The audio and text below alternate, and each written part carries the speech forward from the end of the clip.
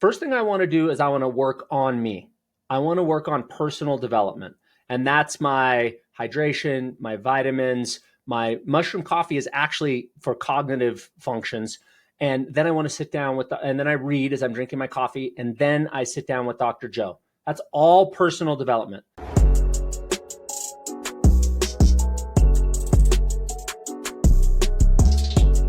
What is up, Growth House family? It's your host, Jesse Ray, coming live from Rio. Got the braids, which Josh saw, and I'm excited, man. Josh is someone that I was on your podcast probably last week, actually. I was still in Rio.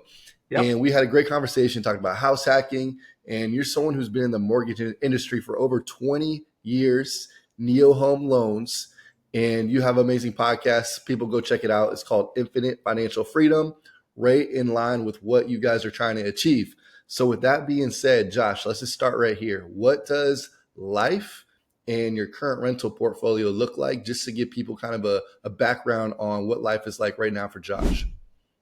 It's busy, man. I'm running basically three different main businesses at the same time. And I'll kind of maybe break it down into short-term, midterm, long-term, like investment strategies or income strategies. So my short-term strategies revolve around what I'm doing in my mortgage practice. So, we have a team of about 20 LOs, and my job is to make sure the phone rings and the leads come in and marketing's being done, and we work on scripting and closing and those types of things. That takes about a third of my time. We launched a mortgage coaching platform called the Loan Atlas last year. I'd say that's more of a midterm play. I mean, that's something that's probably, a 10-year type exit. But I'm putting about a third of my time into that right now. I'm actually having a tremendous amount of fun. I'm essentially just taking everything that I did for my team for the last 20 years and now teaching it outside of our team and outside of our company. So that's a lot of fun.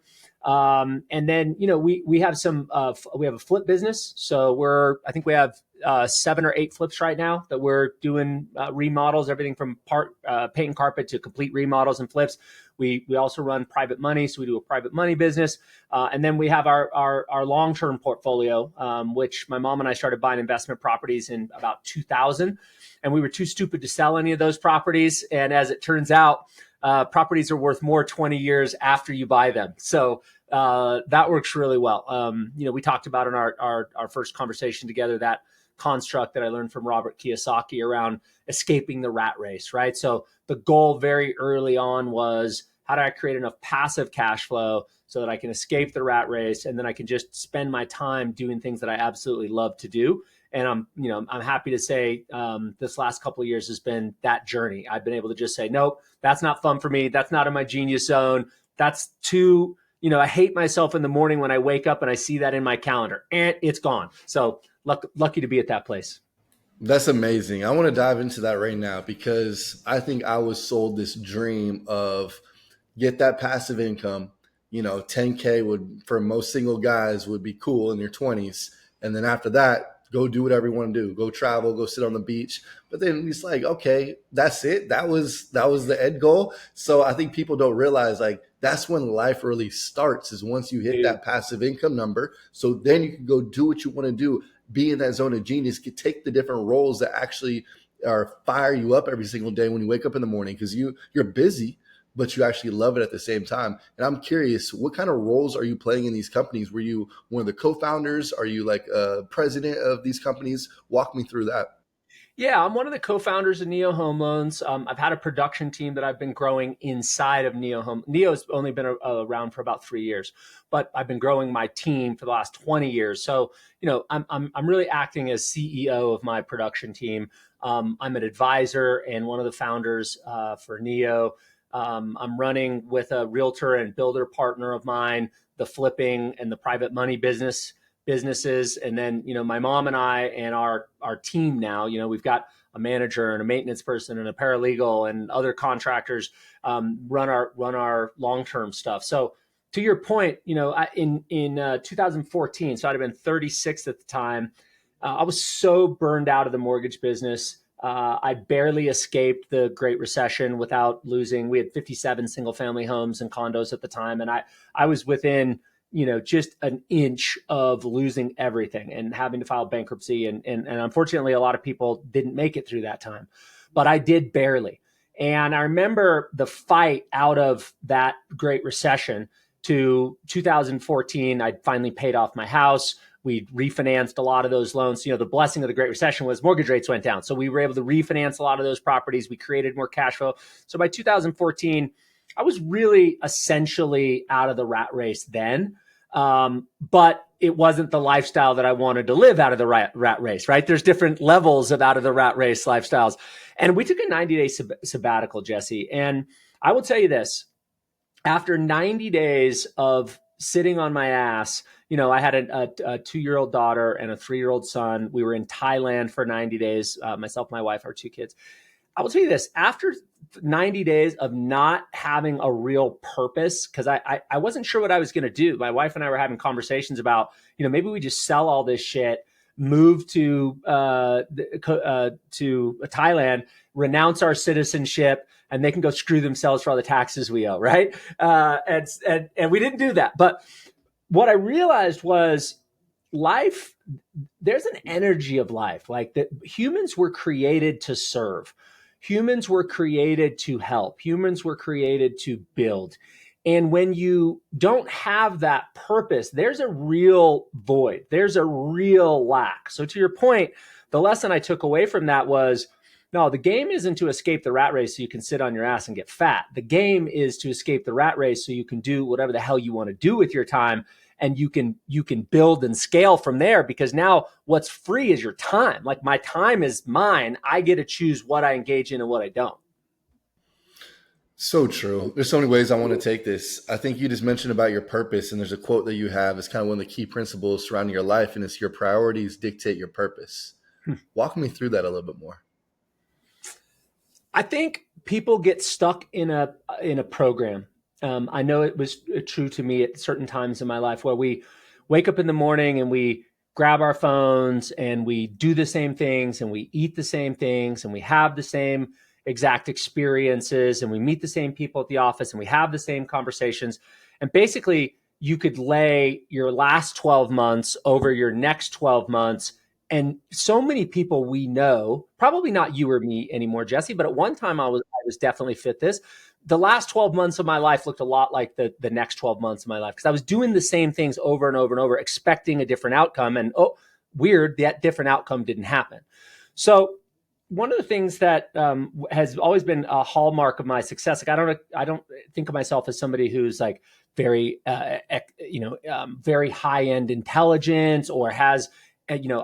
We had this conversation. I grew up being raised by a single mother. I was in and out of welfare my entire childhood. Watched my mother sell her wedding ring so that she could take me to a movie and buy me a hamburger. Like, I didn't have a lot of those privileges, including like superior intellect, that would get me out of the condition I was in as a kid. So what I learned about myself was I was pretty good at implementing a schedule and a routine and executing very quickly at a very high level.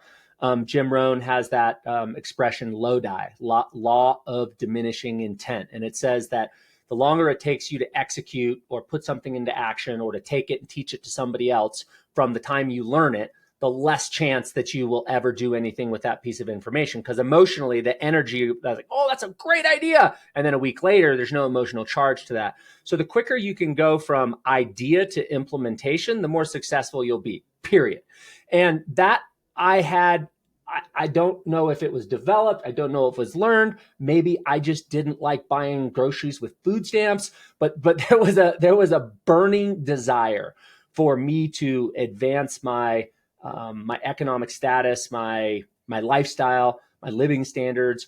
And the thing that I did have was I was able to go from idea to implementation. And then I was like brutally disciplined, being able to say, look, so for the 4 years, Jesse, after 2010, when I almost lost everything, I woke up at 1:30 in the morning for 4 years, 1:30. I'd go to bed around 8:30. I would wake up at 1:30. I would hate myself and drink coffee for 30 minutes to try to get my shit together. Then I would read for an hour. Then I would work on my business for 2 hours. Oftentimes I was learning consumer direct marketing and internet marketing from people like Frank Kern and Eben Pagan and Dan Kennedy and those types of people.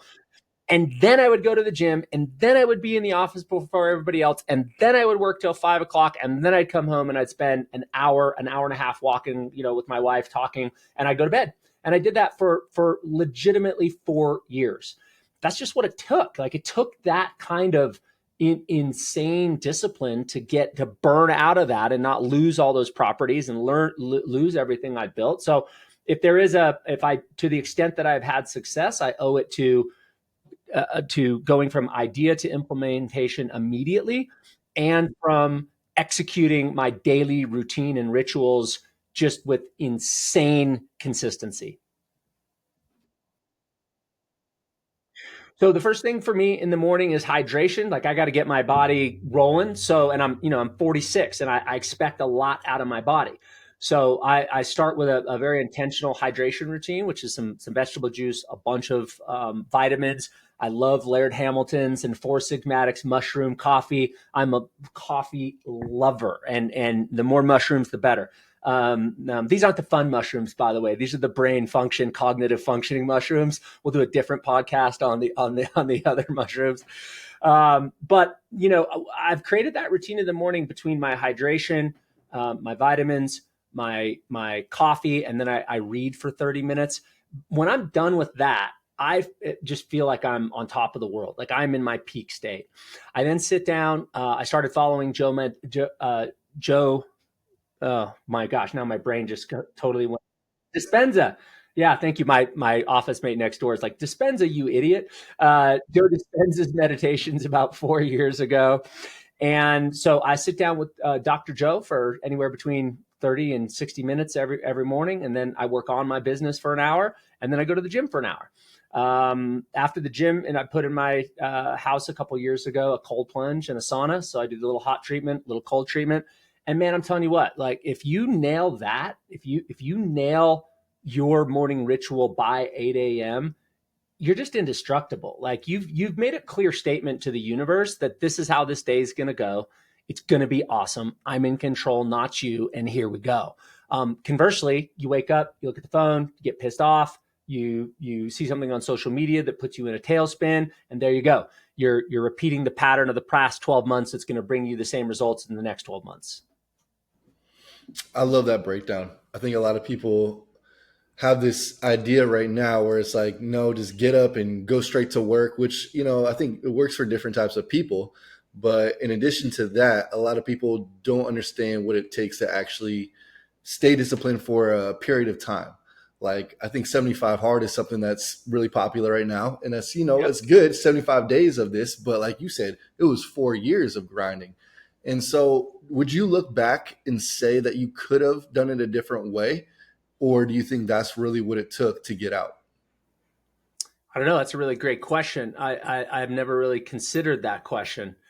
I would say it's been a learning journey, and I did the best that I could with the information I had at that time. I can answer it this way: I didn't see another way out. I only saw a sliver in the door, and it was a long ways away, and I had to get to that door as quickly as possible. I will say that over that period of time, really, this kind of accelerated in 2010, which is interesting. The obstacle often becomes the way, right? The obstacle of the Great Recession and the housing market crash created all of this new path that I perhaps wouldn't have gone on otherwise. But what I'm aware of after running that path now for 14 years is that there's a sequence to putting your energy to work every day. And if you get the sequence right, you seem to have better results than other people around you. And I realized early on that you sleep 8 hours a day. Let's just say you're in bed or asleep for 8 hours a day. That leaves us 16 hours. But all 16 hours are not equally weighted. What I figured out was the first 8 hours of the day were 10 times more valuable than the last 8 hours of the day. And the reason for that was what I was packing in those first 8 hours and the energy and the tenacity that I brought. So in that first 8 hours, I want to work in a sequence that follows this. first thing I want to do is I want to work on me. I want to work on personal development. And that's my hydration, my vitamins, my mushroom coffee is actually for cognitive functions. And then I want to sit down and then I read as I'm drinking my coffee. And then I sit down with Dr. Joe. That's all personal development. So you work on who you are becoming first before what you are doing. Then when you're done with that, I sit down and I work on my business. So this is blueprints of a business. This is marketing plans. These are presentations. These are things that are going to help you scale your business, add systems to your business, hopefully remove you from the doing in your business, and to help bring, big time strategic bets that are going to bring revenue or leads into your business. So you work on yourself first, then you work on your business, and then you spend the rest of the day working in your business. If you reverse that sequence and you work in your business first, you'll be too busy in most cases to work on your business. And once you're too tired from working in and on, you'll never get to working on yourself. So for me, I learned there was a sequence there. And if I followed that sequence, the sky aligned, right? Like the seas parted. If I didn't, right? If I stayed out too late, if I went to a game, if I drank too much, and then I woke up in this reactive state, I was like, I hate life. I'm just one fire to the next. I feel completely out of control. I have a massive amount of anxiety. I know I'm performing at a C- level. Like life is just misery to me. But when I got that sequence right, life was a super enjoyable place to be. Man, I can totally relate to that. I feel like I go through periods of time where I'm like, I get caught back up into, all right, I'm going to go out late, once or twice, maybe with a client or go to a game or drink. And I'm 31 now. I swear, 2 drinks and I'm foggy the next day for maybe 1 or 2 days, man. I don't know if that's age or what it is. I don't know. I feel like a lot of people right now are actually just like, hey, I'm cutting alcohol out. And I've gone on that journey for, 6 months was the max. And I'm back in that, like, especially traveling, you want to have a cocktail on a rooftop. And then all Yeah. of a sudden you have one more. And it's a great experience. But then is it worth the potential fogginess for the next couple of days? Has that been something that you ever kind of, mess with, taking that out and, adding it back in on a certain level? Yeah. My normal routine is Monday through Thursday, no alcohol. Even if we go out with friends, usually, by and large, even if we're having we had a really nice dinner on the patio last night. My wife made an incredible home cooked meal. It was like an Italian inspired meal. And I was like, damn, this would be better with a bottle of Barolo, man. I mean, come on. We didn't do it. We drank bubble water. And I got my ass up at 4 a.m. this morning and I crushed my morning routine and I crushed my meditation under the full moon stars. Like, you have to think through like every ounce of alcohol the night before, every ounce of alcohol is taking something out of your next day. A little bit of joy, a little bit of intentionality, a little bit of discipline out of that next day. Does that mean I don't do it? No, it just means that I know that I function better if I am Monday, Tuesday, Wednesday, Thursday, zero alcohol. And if I can, I like to try to take one of the weekend days off, the Friday, Saturday, Sundays. But look, I love red wine. I love to travel. My wife makes an incredible margarita. I am absolutely a massive fan of Italian red wines. And everything's better with a glass of red wine in your hand. Like everything is better. So I just have to figure out what is the right mix. Like it's everything in moderation. Now we just spent a month in Greece, or 3.5 weeks in Greece. We probably had a glass of wine every single day, but I also wasn't working. Like my entire intention of that 30-day period was to grow a deeper connection to my wife, to go to cool beach clubs, to go and see, archaeological sites. Like none of those things precluded me from having a glass of wine every night with my wife. In fact, everything was better with a glass of wine. So I think it's just having enough self-control to realize where am I on this journey? What am I trying to do in the next 30, 60, 90 days? And is that conducive to having a drink once a week, twice a week, 3 times a week? Where are your limits? And then playing within those limits. Hmm. So talk to me about balance, because you just mentioned, hey, I took 30 days to go have, amazing vacation with my wife and get to know her better, get deeper into our, relationship, marriage. What does that look like? Is this something that you're every, year you take one 30-day vacation? People talk about balance all the time. And for me, just my belief, is there's very much seasons. There's seasons Yes. where it's head down. I'm not talking to anyone, going out at all for 3 to 6 months. And then maybe in the summer, that's kind of my thing right now, is I'm going to go take a vacation, maybe come out here to Brazil for a month and still be working, but not at the level of intensity that I am during other seasons of the year. What does your, life look like when it comes to balance and seasons? I'll answer it by saying, giving an example of somebody who's out of balance and talks about it very publicly. I was listening to a little 12-minute video yesterday on Elon Musk. I've listened to his, a lot of things he's done with Joe Rogan.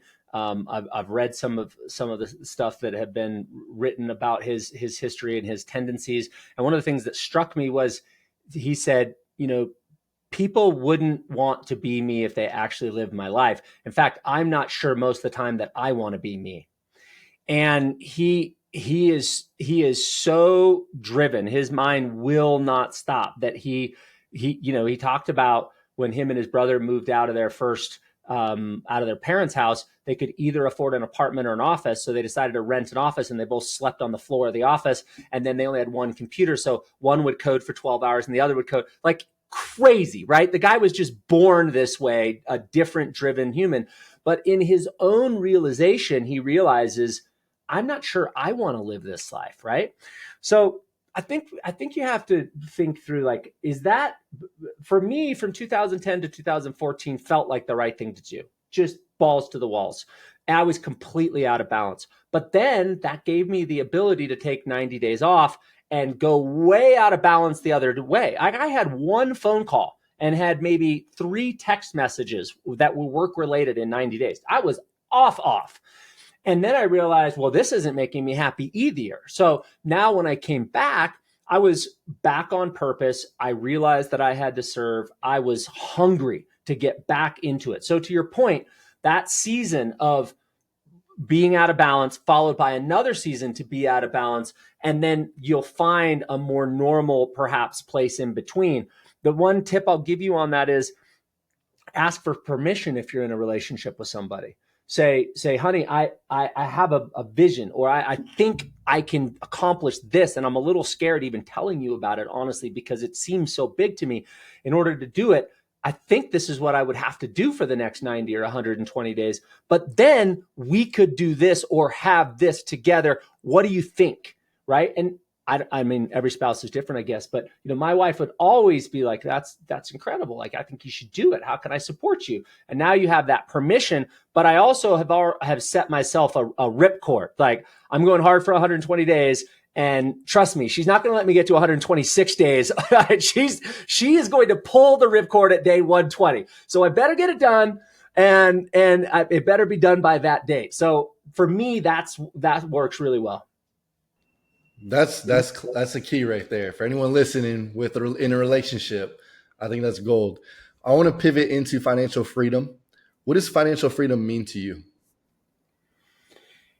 It means being able to do what you want to do with your time.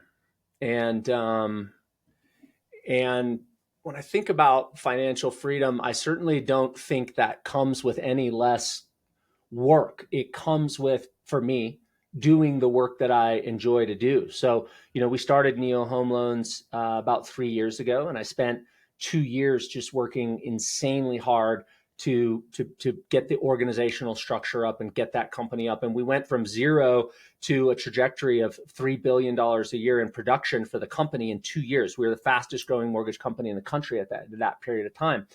And what I realized after that 2.5 year period of time was, I actually don't like being a mortgage executive. I like working with my team. I like coming up with strategy and marketing and content and coaching and training. So financial freedom to me was being able to go to my partners and say, hey guys, time out. I don't like this. This isn't soothing my heart. Like, I'm not, my heart is not full here. I want to do this in our partnership, and I want to give all the rest of that stuff up. Well, if money was, if I needed that position for money, I wouldn't have been able to do that. So it's the freedom to do what you want to do in terms of engaging in your genius zone. Genius zone, for me, the definition of that, I was taught this by my coach, Tim Brahim. Genius zone are activities where you have both a high return on investment, meaning you're getting a good return from the market in exchange for your ideas and your services and what you're doing, and it's high return on energy, which means when I engage in that for an hour, I'm more energized than I was before. Or I did it for 3 hours and I look up and go, oh my gosh, I thought I was 30 minutes in this project, right? That's in the zone. So financial freedom to me is I get to spend as much time as I can in the zone. So people are listening and they want to get in that zone. I think some people are listening and they're like, oh, I just want financial freedom so I can go lay on the beach. But like we just talked about, guys, we've both done it. It lasts for about maybe 2 weeks laying Yep. on the beach doing nothing. And you're like, what is there more in life? Like there's got to be more. And your energy gets lowered. Your, fulfillment and purpose and passion and really anything just gets lower and lower the more you don't do anything. So we're talking about, this is where you get to be in your zone of genius. You get to do what you want and actually make money and support and help other people serve. So people who are just starting to get into financial freedom, trying to hit their goal, would you say it's good to have a target in mind, a dollar amount, or what do you think their thought process should be when it comes to, hey, I want to achieve financial freedom? I think that's a great goal. I think, when people would say, what are your financial goals? What I realized early is that people would write a dollar amount, like I want to have $1 million or whatever. And I always thought of it, and this is probably because at 19, my grandmother started feeding me Robert Kiyosaki books on tape. And I always thought of it as, what's my escape number where I can live off of that cash flow? So, when I was very young, I think I read these two books one after another when I was 19, right around 19 or 20. And it was Robert Kiyosaki's Rich Dad, Poor Dad. We talked a little bit about the cash flow quadrant earlier. That construct around the cash flow quadrant and how there's, the employee, the small business owner, the big business owner, and then the investor. And he talks about where the tax advantages is. And he says, there's where the rich people hang out. And that the goal in this whole thing is to associate yourself in the right quadrant so that you can escape the rat race with your passive income. I was like I can see it. Like somebody just, gave me the decoder ring to understand money. So that was incredibly powerful for me. And then the next book that I read right after that was Think and Grow Rich by Napoleon Hill, and his whole construct around what a man can conceive and believe he can achieve. And this was written in the early 1900s. So, ladies, what a woman can conceive and believe she can achieve. All right, they didn't have the pronouns right back then. But the point with that is, I remember sitting down it was either 19 or 20, and I wrote down, as he tells you to do at the end of Think and Grow Rich. He says, sit down and write down an indelible image.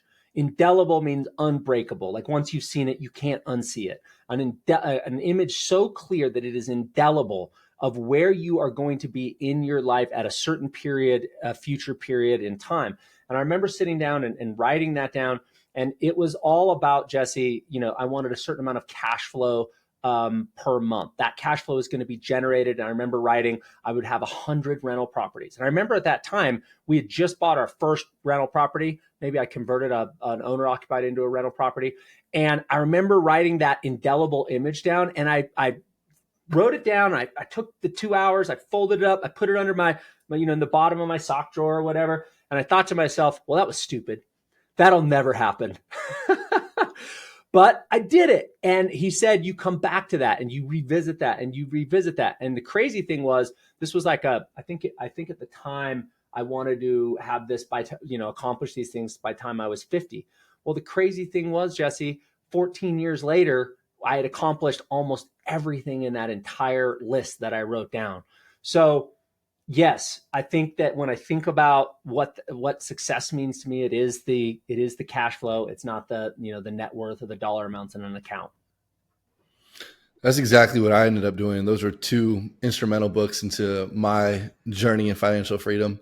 So that's really cool. I feel like everyone has that gateway drug of Robert Yep. Kiyosaki and the cash flow quadrant. So let's play a little game. Let's do a little role play. All right. So a lot of people listening right now, very much generalizing our audience, but they are working in corporate America. They're making somewhere between $70 to $150,000. So they're making some decent money. And they're like, man, I want to live the lifestyle that, Jesse's traveling, or Josh is now able to be in his zone of genius and build all these amazing businesses. He's having fun while also being with his family. So with that being said, yes, maybe let's just say for even numbers, they're trying to hit 10K. Everyone talks about 10K per month. Most people, if they're in their 20s, don't really need 10K per month, but let's just say 10K per month. Mm-hmm. So at 10K, there's a lot of different asset classes, right? So what would be your recommendation on looking at which asset class would be good for them to start into their journey of financial freedom? Well, I mean, I can only advise on what I know. And then there's a lot that I don't know. I'm in a group with Todd Bookspan, who that is the Be Wealthy group. Brett Tanner runs that group. And, there's guys in there that invest in oil and gas reserves. And I mean, there's just a never ending list of ways to create passive income and cash flow. But the two that have worked the best for me is to buy real estate and hold it for a very long period of time. You can fast forward that cash flow with the things that you taught me of how you have your house hacking. I thought that was an absolutely brilliant strategy. But at the time, for me, if I could generate $150 to $200 a month in cash flow after expenses, and if I could count on the amortization of the loan and then appreciation and then tax deduction, and then, once you have enough properties, you can qualify as a real estate professional, which my wife does on my tax return. And then you get cost segregations. You can essentially get to a place where you're paying no taxes. I tell people, you either invest in real estate or you pay taxes, but you do not have to do both if you have a correct understanding of the tax code. So that would be my go-to, just because it's what I've done for 26 years. And, we've grown a portfolio now that, we have gross revenue, not net revenue, from our rental properties of $550,000 a month coming into those companies. And check this out. We track the amortization on those properties. There's $43 million in debt on a portfolio of about $100 million worth of value. And we're paying down in principal over $100,000 a month in amortization. So when I pack on top of what inflation has done to rents over the last 26 years, right? So your cash flow is going up, your debt service is going sideways, but it really doesn't, because mortgage rates run in cycles. So every time you hit a lower cycle, you refinance to a lower rate. So your mortgage over time actually will go down in terms of your payment. You're amortizing it. You're not paying any taxes on your income because you're doing the cost segregation studies. And there's a whole nother topic that would take us an hour to really work through, at least 30 minutes, which is the concept around inflation-induced debt destruction. And it's a big topic. Jason Hartman taught me this on a podcast I did with him. Said another way, inflation destroys debt. So if we're going into an inflationary period of time, it's devaluing the dollar. Well, that means all the dollars that you owe, i.e. mortgages, are being equally devalued. So if I add all the ways up that real estate investors are paid, I have a hard time finding another investment that pays me better, looking back over the last 26 years and looking at all those factors. The only other one that I'm very actively involved in is private money lending. There are some great opportunities for private money lending right now if you have some capital, or if you know people who have capital and you know how to structure private money loans, and you can make the points or a spread off of the rate. We're charging 2 to 3 points and 12.5% interest. There's a lot of investors in there. If you said, I'll get you 10% or 10.5%, they'd be stoked, which gives you a 2-point spread on the payments each month. And it gives you the 2 or 3 points that you charge up front. But that's a great option right now too, because there's so much equity in residential real estate in the United States that there's some really great private money loan opportunities out there. Well, let's talk about that. Let's talk about the residential real estate because I think that's probably one of the easiest ways to, get started. So for someone getting started and they're looking to, generate more passive income, what would you recommend? I'm sure you have a lot of clients that you work with that are, hey, I just want to get some rentals. So where would you look? Would you look in someone's backyard? Would you look out of state? Kind of walk me through that journey, maybe even an example of some of the people that you or your team works with. Yeah, I mean, there's a couple of opportunities that I see. First, there's always value add opportunities. Okay, so we go after in our flipping business, we go after out of state landlords. So if somebody inherited a home in Utah or bought a home and tried to sell it, it was a bad time, and then they left it as a rental property and they've moved out of state, or somehow they got this property, but they're not really a professional investor. They're an accidental investor. Well, accidental investors that are out of state usually hate their properties. There's always something going wrong. They don't do enough velocity of business to get any kind of deal. So they're, when an AC unit goes out, every time somebody goes out to look at their AC unit, it's an $1,800 bill. Well, when my guy goes out to look at an AC unit, it cost me $75 because he drove there, he fixed it in 15 minutes and left. So they have no economy of scale. They don't know what they're doing. They do everything wrong. They don't do the background checks. They don't get the right deposit. Their leases suck. They don't follow what the lease says. Like, they do everything wrong. And as a consequence of that, they hate managing those properties because it's an accidental. They're accidental investors. Going after those people that have some deferred maintenance in those properties, and you can solve a major problem for them, which is their stupid tenants or their stupid house that has ABC going wrong. Those are great opportunities, and you can do some value add stuff. I've also found that those people, in some cases, will sell you their property subject to the existing 3% mortgage on it. So that's when you wouldn't pay off the mortgage. Maybe you pay them a little bit of equity. Maybe you pay them a little more on their monthly payment, and you essentially assume that 2 or 3, 4% debt that's on the property. So that's an opportunity for sure. The other things is look across the country, and you want to look for your places that have a low price to rent ratio. And you can just Google it, price to rent ratios. And there's a list of, here's the top and bottom areas of the country for price to rent ratio. So you want a low price to high rent ratio so that you can try to create some cash flow there. Also, I'll give another plug for Jason Hartman, who taught me the inflation-induced debt destruction. He has a website, jasonhartman.com, where he goes out and does all that work for you, finds the markets that have the most landlord-friendly laws, where he has a local team that he's already put together. He knows they have good price to rent ratios, and then he just plugs you into his network in these different areas. So if you don't know shit from Shinola, just go to Jason's website, get started there, and you'll kind of almost learn. He'll teach you through your investments and hooking up with his network. I think that's like the biggest. If there's a shortcut, it is getting connected with a network that's already done what you're trying to do. Whether that's a mastermind, whether it's a coach, if they have fruit on the tree and they've done what that you want to do, skip all those steps and try to figure it out yourself. It'll save you a lot of time, mistakes, and money. So totally agree with you there. Josh, I want to ask you about segregation real quick, cost segregation. Mm-hmm. What does that look like, and when should you do it? You should do it often and as soon as possible. Now, there's a phase out rule with the cost segregation studies, and being able to take what's called bonus depreciation and pull that depreciation forward. It'll depend what happens with the elections in November.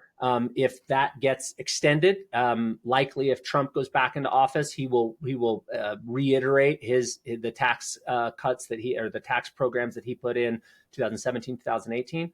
Well, let me answer your question. So first of all, let's take it real slow.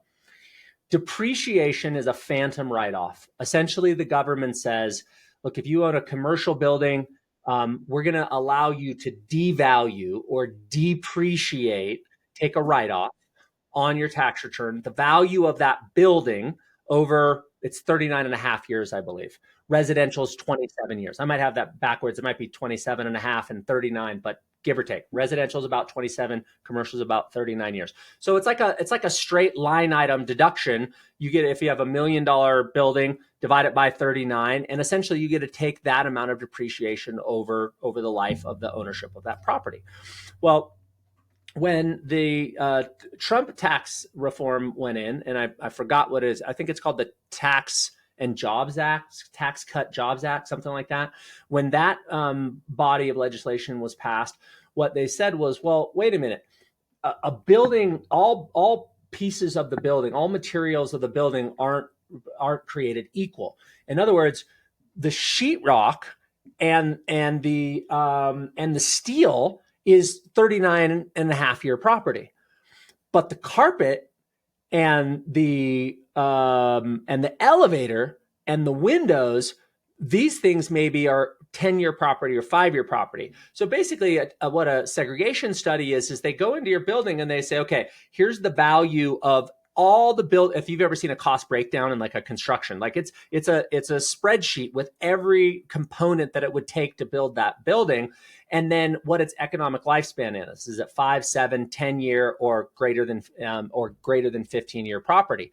And anything that was in the segments of 5-year property, 7-year property, 10-year property. So that would be your appliances, your HVAC systems, your elevator shafts, those things that are going to need to be replaced before 39 and a half years.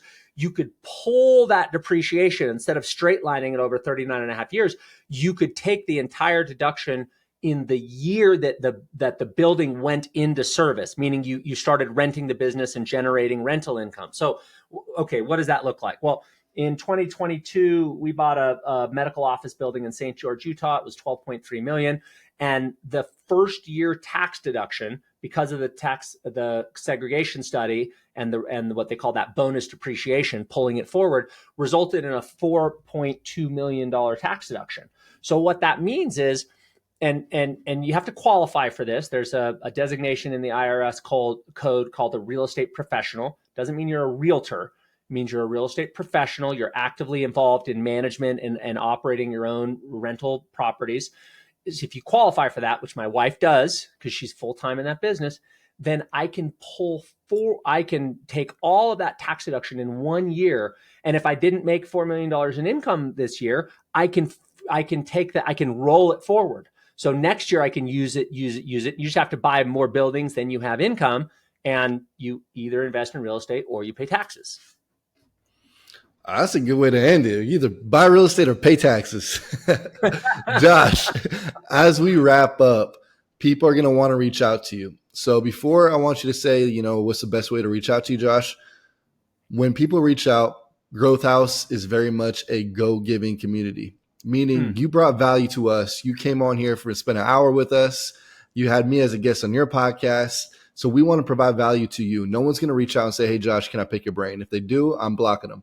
So with that being said, if someone reaches out and wants to ask you a question or anything like that, what kind of value can we bring to you? Whether it's, hey, go like my, YouTube videos, go write some comments under my Instagram, whatever. Hey, I'm looking for more private money lenders. What's something that we can connect with you and provide value to you before we ask for anything? That's great. Hey, if you're in the mortgage industry and you're interested in our coaching platform, I'd love to tell you about that, right, in the Loan Atlas. So, reach out to me on that. If you have potential investment opportunities, happy to hear those, happy to look at those.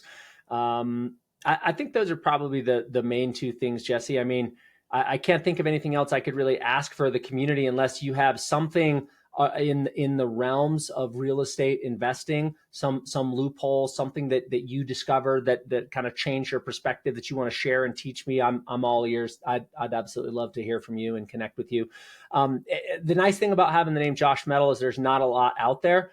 So you just can go to Instagram or you can go to X, search for Josh Mettle. If you see a picture of me and my family, then you're landed on the right spot. I love it. And our quote, Growth House motto is you become who you surround yourself with. And it was an honor to surround myself with you, not even once, but twice in the last couple of weeks. So, Josh, I'm excited we're going to connect in person one of these days, especially if you ever come up to Arizona. You know, I'm friends with Todd, so I'd love to get you plugged in more in Arizona and Scottsdale. I look forward to it. I'll be out there in September and then towards the end of the year again. So we'll connect for sure. I'm looking forward to it. Thanks for having me, Jesse. Absolutely.